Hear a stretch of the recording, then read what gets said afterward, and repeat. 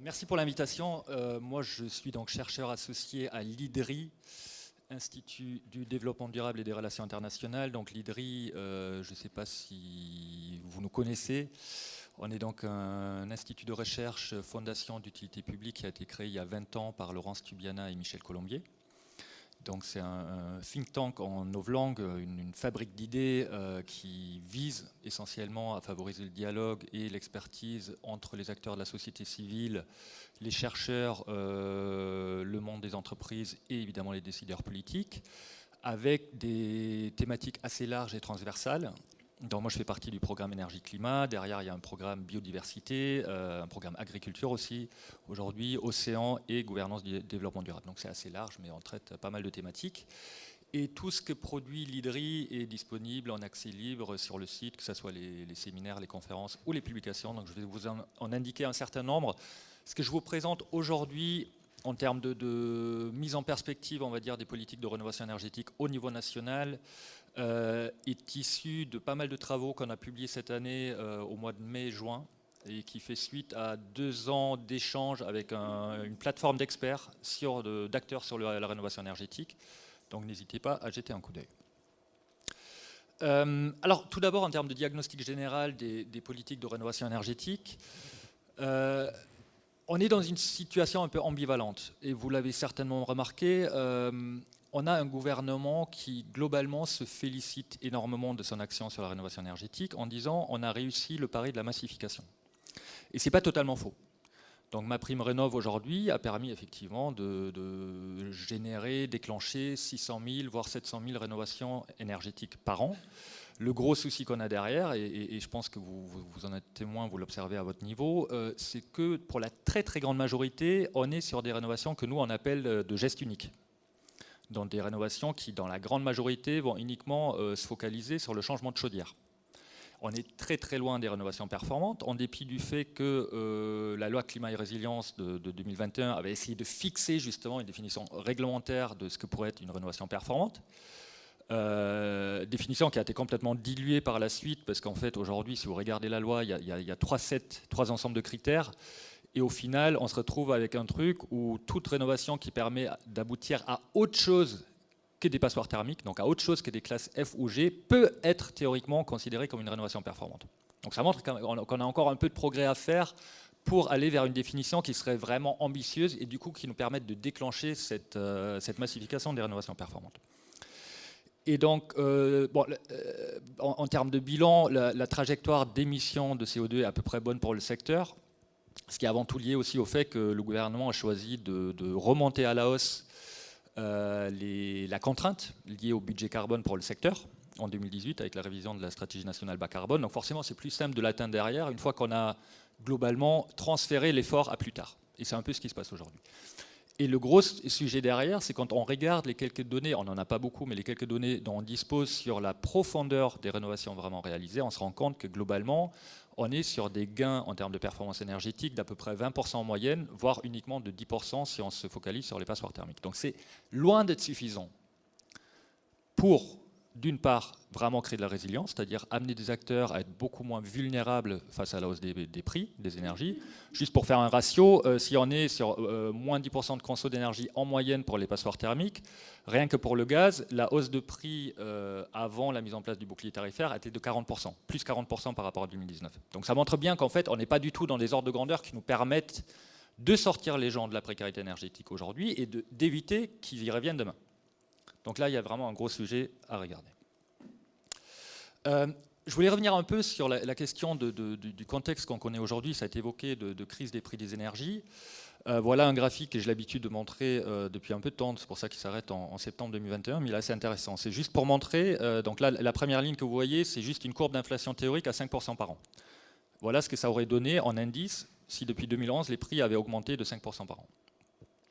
Et en fait, si on regarde les prix sur les marchés de gros, notamment le gaz, en fait, il a continuellement baissé pendant 10 ans avant de remonter subitement.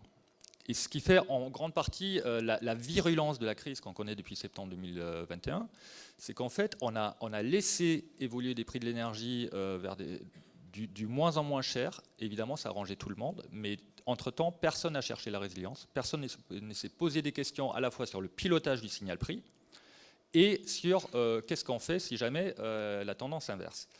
C'est la même chose sur le prix du baril, bon, qui aujourd'hui globalement est au même niveau qu'en 2012-2014, donc on n'a pas une crise sur le pétrole qui est inédite par rapport à ce qu'on connaissait avant, ce qui est le cas pour le gaz. Même chose sur le prix de l'électricité, sur le marché de gros, qui avait atteint un niveau bas de 30 € le mégawattheure en 2020. Aujourd'hui, on est passé à 500 € le mégawattheure, parfois 1000 € le mégawattheure sur le marché de gros. Pour le prix carbone au niveau européen, donc le système de quotas de CO2. Et voilà. Donc tout ça pour dire que la crise des prix qu'on connaît aujourd'hui, c'est une bombe à retardement. C'est quelque chose qu'on n'a pas voulu voir pendant 10 ans au niveau européen et face auquel on n'a pas voulu agir. Et justement, derrière, le choc est d'autant plus important. L'autre question que nous, on essaye de porter vis-à-vis des politiques, c'est de dire, en fait, ce qui est le plus gênant aujourd'hui, ce n'est pas tellement la hausse des prix, c'est la volatilité.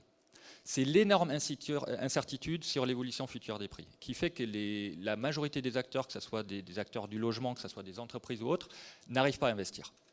Parce qu'ils n'ont pas la visibilité sur ce que ça donne demain, et qu'aujourd'hui, vu que les prix ont augmenté, ils sont pris à la gorge et ils n'ont pas les moyens d'investir. Et le gros souci qu'on a en termes d'accélération de la transition aujourd'hui, il est là. C'est qu'en fait, tout le monde se réveille, les collectivités, les entreprises, même les ménages, en se disant « Ah oui, il y a un sujet sur le prix de l'énergie », sauf que les gens commencent à avoir cette prise de conscience au moment où ils n'ont plus les moyens d'investir. Et ça se voit notamment aujourd'hui au niveau des collectivités. Donc il y a un vrai sujet là-dessus. Et puis le dernier, effectivement, sur cette prise de conscience, c'est qu'en fait, c'est aussi le moment où il faut absolument déclencher une massification au niveau des politiques publiques, et clairement, pour l'instant, ça n'a pas eu lieu. Et maintenant, si on regarde la question de la transition énergétique face à ça, est-ce que ça nous permettrait réellement de changer la donne? Et je voulais juste fournir quelques éléments d'illustration par rapport à ça. Le premier, il est un peu rétrospectif, mais c'est de dire si on avait respecté les objectifs du Grenelle de l'environnement quand c'était fixé en 2008 sur le secteur du bâtiment, à savoir moins 38% sur la consommation d'énergie, 500 000 rénovations performantes par an, on ne serait plus dépendant du gaz russe en France depuis 2020. Donc c'est juste pour montrer qu'on est vraiment là sur des vrais leviers de résilience. Par contre, on ne s'est pas du tout pris sérieusement, on était loin des objectifs, mais voilà l'effet que ça aurait pu avoir. Deuxième exemple, à l'échelle plutôt micro, vous le savez, une rénovation au standard bâtiment basse consommation permet aujourd'hui, en moyenne, pour une passoire thermique, de faire une division de facture d'un ordre de 5 à 6, et donc de réduire la facture de 2 000 € par an. Donc là, on est vraiment sur un gain de résilience assez énorme. Et moi, le sujet qui m'occupe le plus aujourd'hui, en ce moment, ce que j'appelle le 1 sur 20, c'est le fait que quand on met les choses en perspective, le budget public accordé à la rénovation énergétique, notamment via l'ANA et MaPrimeRénov', qui donc va être augmenté à 2,5 milliards d'euros pour 2023, représente à peu près 1/20 du coût total du bouclier tarifaire en 2023. Donc en termes d'équilibre et des priorités, ça montre clairement où est-ce qu'on se situe. On est aujourd'hui dans un contexte où ce qui prime, c'est la gestion de l'urgence à court terme, au mépris de toute capacité à voir plus loin et à se dire en fait comment est-ce que je reconstruis de la résilience dans ce contexte-là. Pourquoi est-ce que c'est problématique? On se dit bon, naturellement tout gouvernement va d'abord chercher à compenser les impacts directs, c'est parfaitement naturel, on le voit dans tous les pays. Là où ça devient problématique, c'est qu'au départ, dans cette crise, Bruno Le Maire et d'autres responsables nous avaient dit « Vous inquiétez pas, à partir du mois de mars 2022, tout ira bien. On va passer un hiver un peu difficile, mais après, les prix du gaz vont se rééquilibrer et tout ira bien. » Il y a eu la guerre en Ukraine entre-temps. On s'est rendu compte que pour différentes raisons, les prix vont rester élevés pour 4 à 5 ans. Donc ça, je vous le dis, ce n'est pas un scoop, mais les prix de l'électricité sur le marché de gros vont rester autour de 80 à 100 € pour 4 à 5 ans minimum. Les prix du gaz, si on se coupe durablement des approvisionnements russes, ce qui est à peu près matériellement le cas aujourd'hui, parce qu'on a détruit 3 gazoducs sur 4, risque de rester là aussi autour de 70 € le mégawattheure contre 15-20 € auparavant. Donc en fait, cette situation va durer. Et si elle va durer, on n'est peut-être pas en mesure de reconduire un bouclier tarifaire d'année en année sur les 5 prochaines années. Surtout pas un coût brut de 45 milliards d'euros. Donc il y a un vrai sujet aujourd'hui de comment est-ce qu'on fait comprendre à un gouvernement qui a peut-être une autre manière de faire, quelque chose de plus équilibré qui permette... Je ne dis pas qu'il ne faut pas aider au paiement des factures d'énergie. Mais déjà, d'une part, il faut le faire de manière intelligente. Peut-être en regardant un peu plus l'efficience de la dépense publique, et surtout, il faut en parallèle mettre autant d'argent pour accélérer la transition. Donc à l'IDRI, on a fait une proposition toute bête, on a dit 1 euro égale 1 euro. Pour chaque euro que l'État met sur l'aide au paiement des factures et sur le blocage tarifaire, il met 1 euro de plus dans la rénovation énergétique, dans le développement des énergies renouvelables, dans la mobilité électrique. Il faut jouer des deux côtés.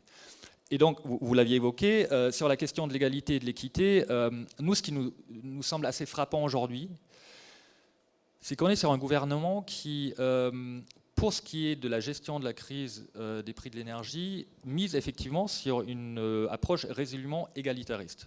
C'est le même bouclier tarifaire pour tout le monde, peu importe le niveau de revenu, peu importe le niveau de consommation. Ce qui fait que mécaniquement, on subventionne d'autant plus les gens qui consomment plus de carburant parce qu'ils ont une grande voiture ou qui partent loin en week-end, qui chauffent leur piscine, etc. Et c'est des chiffres dont on dispose aujourd'hui. On sait pertinemment, il y a une graphique assez intéressante dans Alternative économique, que les gens des 2 derniers déciles consomment exactement 2 fois plus de carburant que ceux des 2 premiers déciles. Donc ils ont, en numéraire, en valeur absolue, ils touchent 2 fois plus de subventions. Même chose sur l'énergie dans le logement, liée à des logements plus grands, etc. Donc il y a un vrai sujet qu'un gouvernement libéral focalisé sur l'efficacité de la dépense publique, normalement, ne peut pas négliger. Et qui est d'autant plus frappant que de l'autre côté, les aides à la rénovation énergétique ont été mises en place avec une approche d'équité. Aujourd'hui, MaPrimeRénov' touche avant tout les ménages modestes et très modestes, qui représentent aujourd'hui 70% des bénéficiaires, donc c'est quand même intéressant. Mais ce qui a créé un autre goulot d'étranglement, parce que en fait, ce sont les ménages aisés qui sont les plus à même de massifier le marché.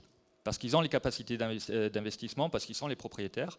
Et donc nous, on essaye aujourd'hui de juste poser la question, est-ce qu'il ne vaudrait pas mieux, quelque part, mettre en place une logique d'équité pour ce qui est de l'aide sociale à court terme.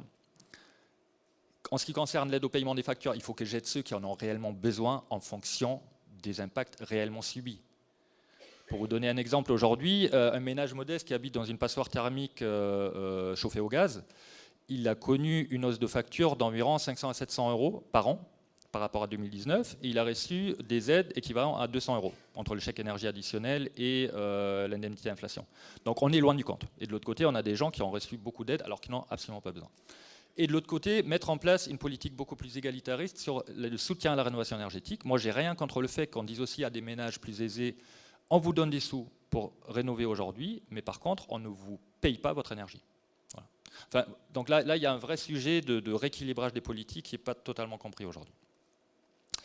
Quels enjeux pour avancer sur la rénovation énergétique? Je le disais, tout d'abord, je pense qu'il y a un vrai sujet aujourd'hui pour que les politiques reconnaissent la rénovation énergétique comme un levier essentiel pour lutter contre cette crise. Ce n'est pas le cas aujourd'hui. Pour moi, très clairement, ce n'est pas le cas aujourd'hui. On n'a pas eu une seule mesure en dehors de l'idée de 1 000 euros de plus pour le changement de chaudière.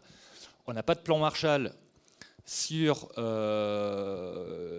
rénovation performante des passoires thermiques. Tout le monde en parle, il ne se passe absolument rien. Deuxième point, et c'est un gros manquement, j'en parlais tout à l'heure, de tous les acteurs que nous sommes qui agissent sur les questions de transition juste, d'équité, etc. On n'a pas réussi à mettre la question de la précarité énergétique sur l'agenda politique.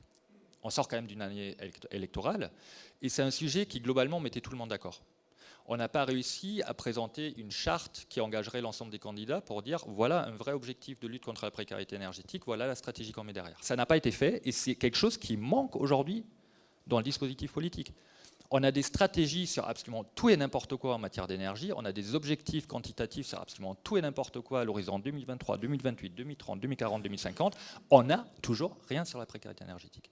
Et je pense que c'est là aussi où il faut qu'on se remette en question, parce qu'on peut parler des dispositifs, où est-ce qu'il faut corriger à la maille, mais la vraie question, c'est est-ce qu'on arrive à créer cet élan collectif, cet élan politique qui fait qu'on arrive à poser ces questions sur la transition juste, sur la prise en compte de l'équité, etc., qui ne sont pas vraiment considérées à ce stade-là.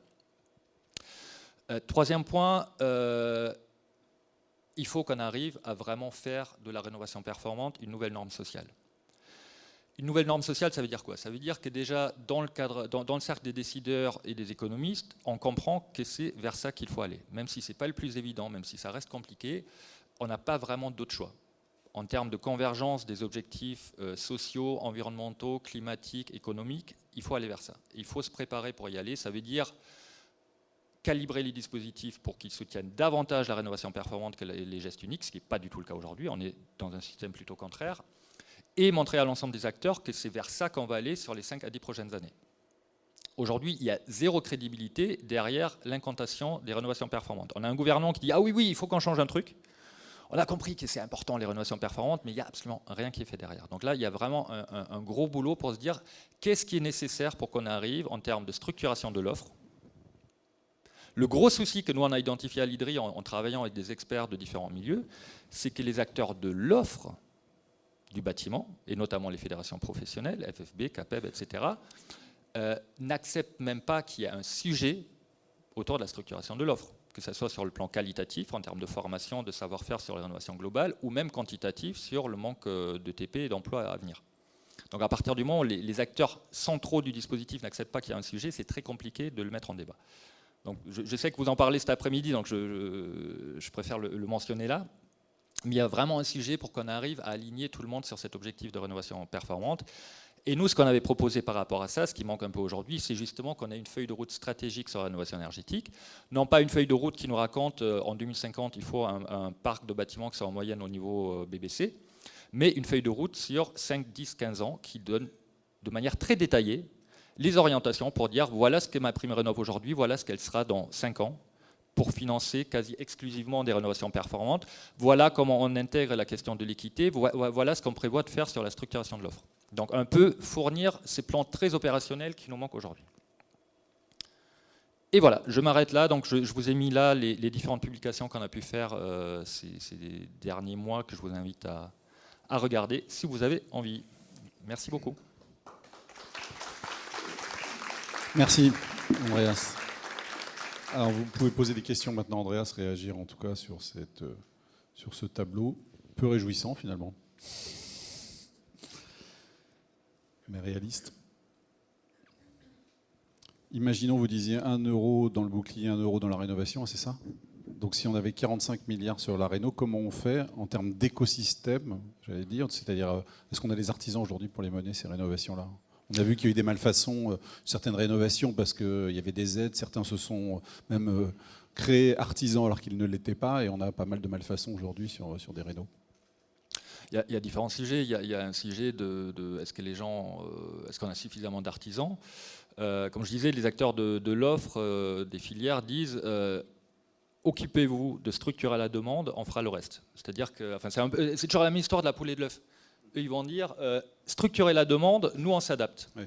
Ce qui est loin d'être sûr, juste pour donner un chiffre qui est assez important là-dessus, il y a aujourd'hui 65 000 entreprises labellisées RGE, reconnues garant de l'environnement, donc label nécessaire pour que le particulier puisse bénéficier des aides MaPrimeRénov'. Sur ces 65 000, il y en a 80 à 100 qui disposent de la qualification rénovation globale. 100 sur toute la France. Sur 65 000 ? Ouais. Et ceux-là, ils peuvent faire quoi alors? Quelle est la différence? Ceux-là, ils peuvent, en théorie, du coup, dans MaPrimeRénov', il y a un forfait rénovation globale qui est essentiellement réservé aux ménages moyens et aisés. Et c'est les seuls, du coup, à pouvoir faire ces travaux-là, en théorie, et faire bénéficier les ménages de l'aide derrière, qui reste assez réduite. Mais ça montre un peu ce que je disais, on n'est pas du tout prêt aujourd'hui à vraiment faire face aux défis de rénovation globale. Sur les chiffres, sur le 1 euro égale 1 euro, si on prend juste les chiffres de 2022, où le bouclier tarifaire a été annoncé, donc c'était le graphique tout à l'heure, avec un coût de 30 milliards d'euros. Mais admettons que là-dessus, on avait dépensé que 15 milliards d'euros sur l'aide au paiement des factures en ayant un dispositif qui soit beaucoup plus ciblé sur, on va dire, les 5 premiers quintiles, ceux qui en ont vraiment besoin, et que derrière, on ait 15 milliards d'euros à mettre sur l'accélération de la transition. 15 milliards d'euros, c'est le trou d'investissement qu'avait identifié l'Institut pour l'économie du climat, I4C, dans son panorama des financements climat de 2021. C'est la moitié des financements publics pour le climat en 2021. Donc ça aurait été un choc d'investissement massif pour accélérer la transition. Si sur ces 15 milliards, on dit on a besoin de 10 milliards d'euros pour la rénovation énergétique, ça ferait du x5 par rapport au budget existant. Donc on voit un peu le choc qu'il y a. Et ce n'est pas totalement irréaliste. L'Allemagne, en juillet 2022, face à la crise, a annoncé une augmentation des fonds pour la rénovation énergétique pour porter le budget de 5, puis 8, maintenant à 14 milliards d'euros. avec une aide maximale en subvention qui peut atteindre 60 000 € en subvention pour des rénovations très performantes qui atteignent le niveau passif. Avec d'ailleurs derrière l'idée qu'ils financent l'ensemble des travaux, pas uniquement énergétiques, mais des prêts préférentiels taux zéro qui permettent de tout financer, réhabilitation, adaptation, etc. Donc ils ont une vision. En tout cas, il y a une compréhension de il faut qu'on fasse des enjeux, il faut qu'on joue sur la résilience en même temps. Ils ont en parallèle, la nouvelle coalition, cet hiver, avait annoncé des objectifs beaucoup plus ambitieux sur les énergies renouvelables, 80% d'électricité renouvelable en 2030, 100% en 2035. Donc il y avait un peu un signal de dire « Ok, on comprend qu'il faut qu'on avance ».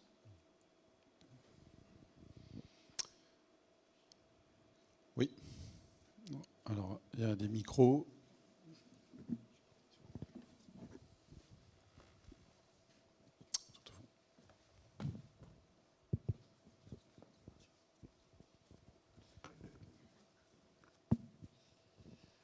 C'était très intéressant, merci. Moi, je suis convaincu de ce que vous dites sur le 1 € égale 1 €. Néanmoins, c'est vrai que, de fait, la question de la rénovation énergétique, elle ne se situe pas qu'à une échelle de somme d'argent qu'on va investir. Moi, j'ai une difficulté en termes opérationnels. Je prends un sujet qui m'est cher. On a une pension de famille qui est sur Versailles.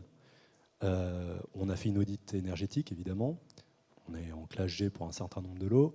Il s'avère que pour bien faire, il faudrait, on le sait, faire une rénovation avec une ITE, une isolation thermique extérieure. Et Versailles étant Versailles, vous comprenez bien qu'on a un sujet. Le bâtiment en tant que tel, il n'a pas une qualité architecturale incroyable. On est en capacité technique de refaire les bandeaux, les moulures et ce type de choses. Ce que je veux dire par là, c'est que le nombre de freins qu'on a à une rénovation qualitative, efficace, est impressionnante. Et vraiment, c'est pas du tout anodin ce point-là. Je me demande, aujourd'hui, j'ai l'impression dans la réflexion qu'on est avec la loi climat-résilience sur une logique étape diagnostique et qu'il va falloir passer les étapes sur lever les freins qu'on a. L'argent en est un, c'est clair, et le Kafka qu'on connaît en est un autre. Et je voulais savoir un petit peu, parce que par rapport à tous ces axes-là, de fait, vous êtes quand même aussi, vous apportez une position auprès de l'État. Est-ce que voilà, s'il y a un sujet sur lequel vous avez pu aborder sur une facilité sur ces situations-là? Complètement, ça fait partie des sujets aujourd'hui. La complexité, on va dire, des barrières extra-financières, à commencer par l'accompagnement, par le fait que les ménages ont du mal aujourd'hui à trouver un accompagnement complet sur l'ensemble des sujets. Sur la complexité réglementaire, et notamment les architectes des bâtiments de France qui aiment avoir leur mot à dire sur tout, et c'est quelque chose qui nous est fortement remonté de tous les bureaux d'études, de tous les acteurs de terrain qui travaillent sur ces sujets. Et clairement, c'est une question de priorité politique. C'est pour ça que je parlais quand je disais établir la rénovation performante comme une nouvelle norme sociale. C'est vraiment cette idée qu'à différentes échelles de la décision politique, mais aussi des ménages, on comprenne que c'est une priorité, c'est vers ça qu'il faut aller. Et donc, on va peut-être réorganiser la hiérarchie des normes, pour ainsi dire. Pour donner un exemple, aujourd'hui, on a quand même un débat sur les énergies renouvelables, avec le projet de loi accélération des ENR qui va être débattu prochainement, de pouvoir qualifier certains projets comme ayant un intérêt général suprême. Bon, ça ne veut rien dire, mais c'était justement l'idée qu'à partir du moment où on leur accorde ces niveaux d'intérêt de priorité, on puisse passer outre plus facilement d'un certain nombre de réglementations. Et donc là, la même question se pose. À quel point, à quel moment est-ce qu'on se dit il y a vraiment un sujet? Et du coup, là, il faut que ça soit prioritaire. Et donc, on accepte de faire peut-être un peu différemment. Et les architectes des bâtiments de France, bon, après, il y a même des aspects sociologiques quand on discute, mais j'imagine que c'est votre cas aussi, avec des gens qui connaissent un peu ce milieu-là. C'est des gens qui ont une posture très particulière, une vision du patrimoine qui est aussi très particulière. Et voilà, il faut qu'on embarque ces acteurs. On ne peut pas faire contre eux. Il faut qu'ils comprennent aussi qu'il y a un sujet et qu'on a peut-être des manières intelligentes de faire. Comme pour les éoliennes, on a des manières intelligentes de faire pour respecter la biodiversité et en même temps faire en sorte que les projets ne prennent pas 10 ans. Mais encore faut-il le vouloir. Et là, clairement, aujourd'hui, on a du mal à embarquer une partie des acteurs là-dessus. On peut prendre une question encore, si vous voulez.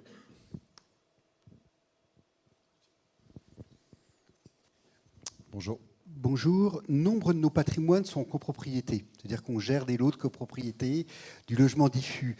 Et on voit bien qu'il y a une histoire de prix, de coûts, il y a une histoire de règles, mais il y a aussi une histoire de faire contre des propriétaires ou avec des propriétaires. Et on voit bien que là, les délais liés aux copropriétés deviennent ingérables si on veut, nous, pouvoir respecter très rapidement ce qu'on souhaite, les objectifs qui nous sont fixés.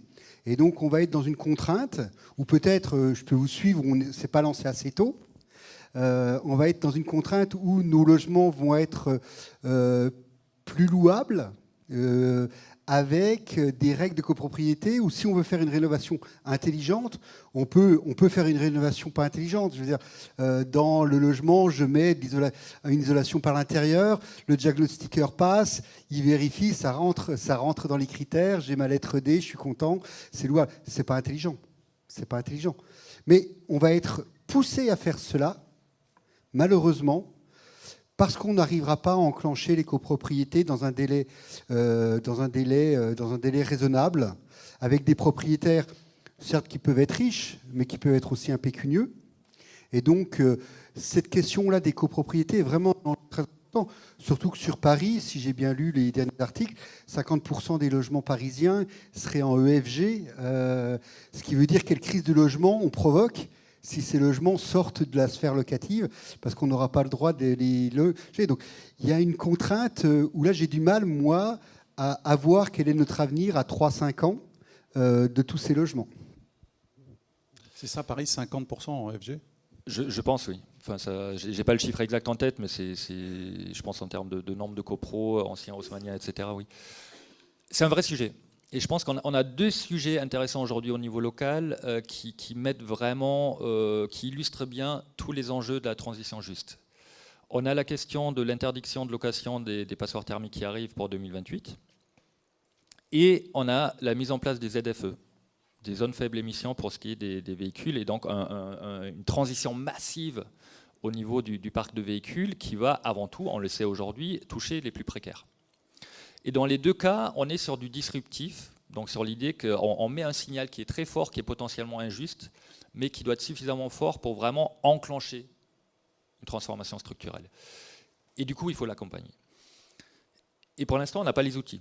Moi, je suis d'accord, sur les copros, aujourd'hui, on a très peu d'outils. Les meilleurs, à ma connaissance, qu'on ait su développer, c'est tout ce qui se fait en termes de sociétés de tiers financement à l'échelle régionale et locale, qui sont en fait les seuls outils ensembliers qui permettent de proposer vraiment une solution aux copros pour dire, voilà, on vous met un paquet où il y a l'audit, il y a le montage financier, il y a le montage technique, il y a la gestion opérationnelle des travaux, et donc on vous accompagne sur tout le truc. Pour que ça marche, par contre, il faut accélérer les choses sur les copros, parce qu'on a des processus décisionnels qui prennent très facilement 2, 3, 4 ans. Donc il y a un gros enjeu là-dessus. Après... c'est toujours un peu le dilemme si on dit du coup on n'est pas prêt à le faire, donc on va retarder l'échéance de 2028, on ne génère pas de transformation non plus. Donc c'est un vrai, on revient à cette question de la poule et de l'œuf, et on ne peut qu'espérer que l'État comprenne aussi qu'il y a un vrai sujet. Sur les ZFE par exemple, aujourd'hui il met en place des outils qui sont complètement nouveaux. On a eu les annonces là au salon de l'automobile sur l'idée de faire un leasing social pour permettre l'accès aux véhicules électriques à 100 € par mois. Donc c'est une offre qui est assez intéressante. Maintenant, il faut enchaîner derrière, c'est-à-dire qu'il faut convaincre les constructeurs à se lancer dans la production de véhicules français ou européens qui permettent de remplir ce cahier des charges. Et on a exactement le même sujet sur la rénovation énergétique.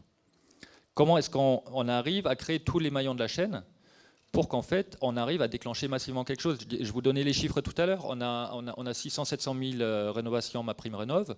On a environ là-dessus 30 à 50 000 rénovations qu'on peut plus ou moins qualifier comme performantes. Donc il faut qu'on fasse du x10, mais tant que l'ensemble des acteurs ne disent pas « ok, il faut vraiment qu'on fasse du x10, donc comment est-ce qu'on fait ?» et qu'on est plutôt en train d'avoir encore un débat aujourd'hui politique et de dire « est-ce qu'on veut vraiment faire ça ? Est-ce que c'est vraiment pertinent ? Est-ce que c'est possible ?» On n'avance pas. Et c'est exactement ce qui est en train de se passer là actuellement. Il y a tous les acteurs du bâtiment de différents milieux qui se penchent sur l'élaboration d'une nouvelle feuille de route décarbonation des bâtiments, qui est totalement redondante avec ce qu'on a déjà. à l'horizon 2050, et qui, plutôt que de se demander à partir d'aujourd'hui comment est-ce qu'on fait, se pose de nouveau la question de est-ce que la rénovation BBC, c'est vraiment l'alpha et l'oméga, est-ce qu'il ne faudrait pas chercher autre chose, est-ce qu'il ne faudrait pas plutôt passer davantage par l'électrification et la décarbonisation des systèmes, enfin, etc. On réinvente la roue en permanence là-dessus. C'est un peu une politique de petits pas quand même, globalement. Je pense que pour l'ensemble des acteurs que vous êtes qui connaissent ces sujets depuis longtemps, quand on regarde juste les outils d'aide, les dispositifs de soutien à la rénovation, c'est pas qu'on est sur des petits pas, on est sur un pas en avant, deux pas en arrière.